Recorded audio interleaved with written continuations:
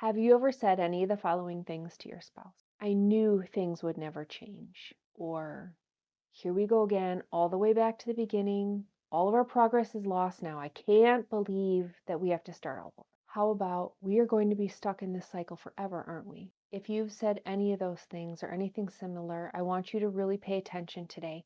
Not because I'm here to shame you or make you feel guilty. I'm not here on my high horse because I've never said any of those awful things. In fact, I've probably said all of them. I'm here because I am doing my very best on this channel to tell my raw and authentic, messy story on how I played a massive role in the destruction of my marriage. Hello, by the way, I am Tanya Jean, and if you are new here, I create content for wives in hopes to open up the eyes of more women so we can take responsibility for our part and start working on how we can become better wives without pointing our finger out at our husbands because they should change because they're the problem.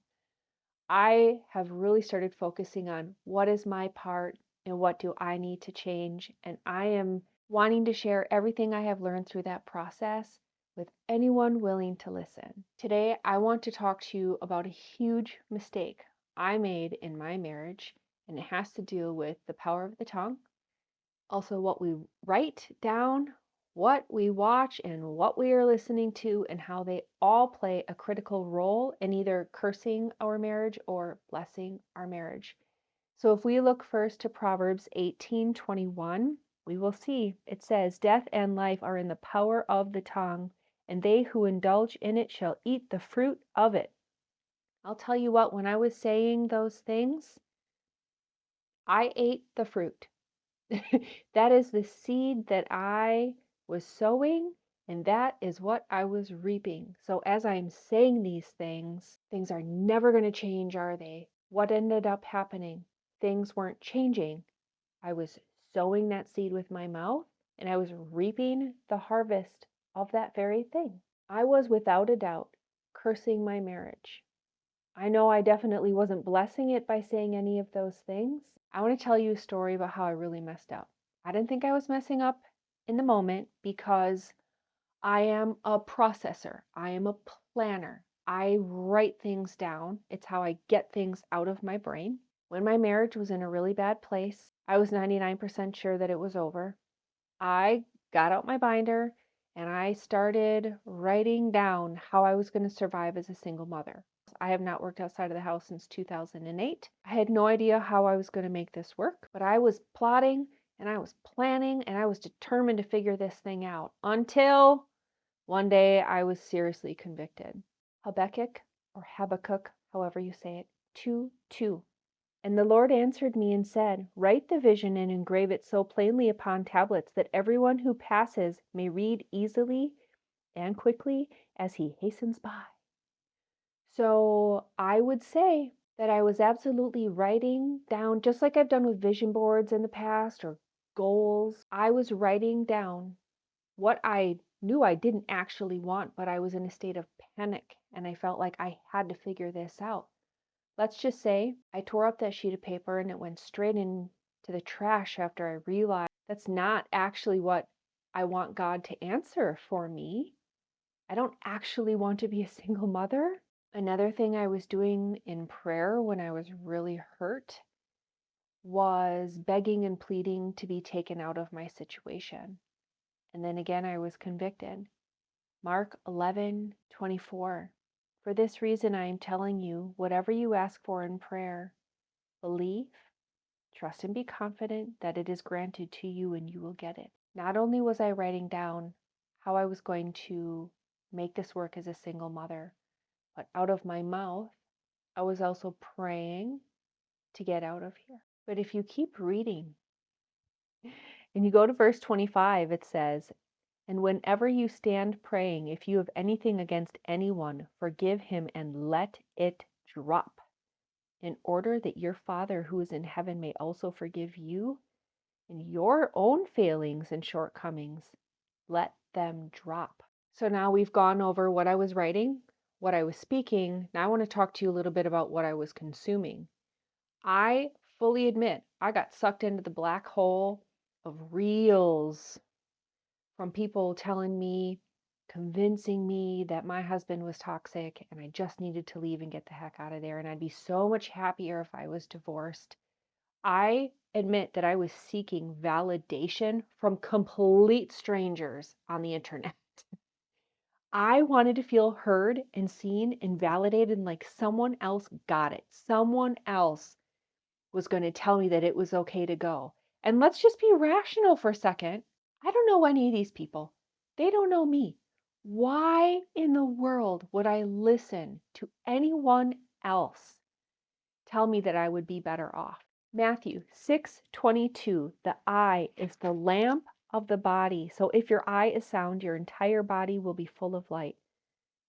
Verse 23, but if your eye is unsound, your whole body will be full of darkness. If then the very light in you is darkened, how dense is the darkness?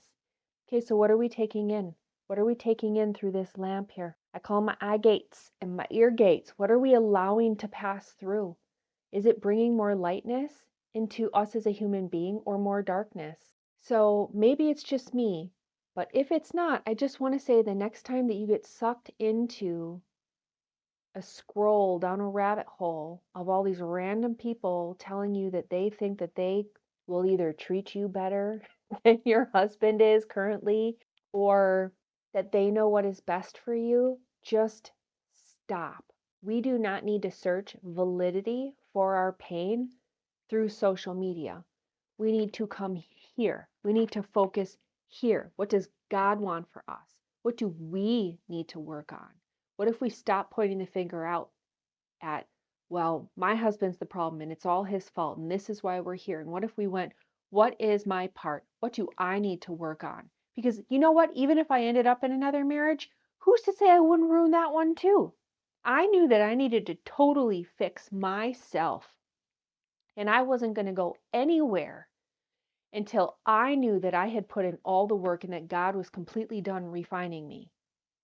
Spoiler, that's a never ending process. I am always going to be refined. But my point is that we need to be all the way in on allowing him to do that process without placing judgment on other people. It was in that moment when I said that out loud that I realized I'm not going anywhere.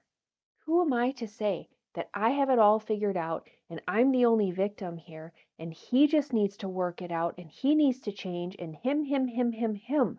That is one of the most prideful and selfish viewpoints. Anyways, I digress. Let's move on. I think it's so important to check what is all weighing on your mind. If we look at Philippians chapter 4, verse 8, for the rest, brethren, whatever is true, whatever is worthy of reverence and is honorable and seemingly whatever is just, whatever is pure, whatever is lovely and lovable, whatever is kind and winsome and gracious, if there's any virtue and excellence, if there's anything worthy of praise, think on and weigh and take account of these things. Those are the things we should be fixing our minds on. Not Instagram reels that are telling us that our husbands are totally toxic and that someone else can do a better job. No, fix our eyes on the things that are pure and holy and right and gracious. How about we fix our thoughts on what they are doing right? Psalm 141:3. Set a guard, O Lord, before my mouth. Keep watch at the door of my lips. There were so many times that I prayed to God that He would just sit on my tongue. I fully admit that when I get angry, I have a really hard time stopping. And it has taken a lot of work. Slow down my mind, slow down my mouth, because again, life and death is in the power of the tongue. We are going to reap what we sow, what comes out of here, we will pay a price. And the word also says that we are going to have to answer for every single idle word that we have spoken. Let me tell you what, my judgment day is probably going to be really long because I have said way too many things that didn't need to be said. So let's look at Psalm 101, 3, 4, 5, maybe 6. I will set no base or wicked thing before my eyes. I hate the work of them who turn aside. It shall not grasp hold of me. A perverse heart shall depart from me. I will know no evil person or thing. Whoso privily slanders his neighbor, him will I cut off. He who has a haughty look and a proud and arrogant heart, I cannot and I will not tolerate. I'll just leave that there.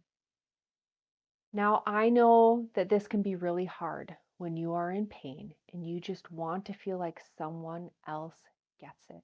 But I believe that it is an evil trap. Social media has some really beautiful things about it. Like, I'm glad that if you are still watching, oh my gosh, thank you so much. And if you are still watching, let me just insert this down below in the show notes. I do have a form you can fill out if you want to be notified when I release any sort of helpful material, like an ebook or a guide or any sort of downloadable Bible verses that helped me when I was in my roughest moments, anything like that. No pressure whatsoever, but it is there if you are interested in staying connected. So I just want to strongly encourage you to no longer get sucked into the trap that is just going to satisfy your flesh by listening to other people tell you that you should leave and you should call it quits. I just want to tell you today that there's absolutely no shame whatsoever if your marriage has fallen apart and you want to rebuild it, no matter what has happened in your marriage. If you want to rebuild the thing, build the thing. There's no shame in that. There's no guilt in that. You don't have to be embarrassed about it. And no one else honestly gets to have an opinion about it. Now, obviously, you need to run this by the Holy Spirit and really pray about it. If that's what God wants for you specifically, take all of this back to God in prayer and be patient. I will be praying for you in your marriage. I love you. I see you. Until next time.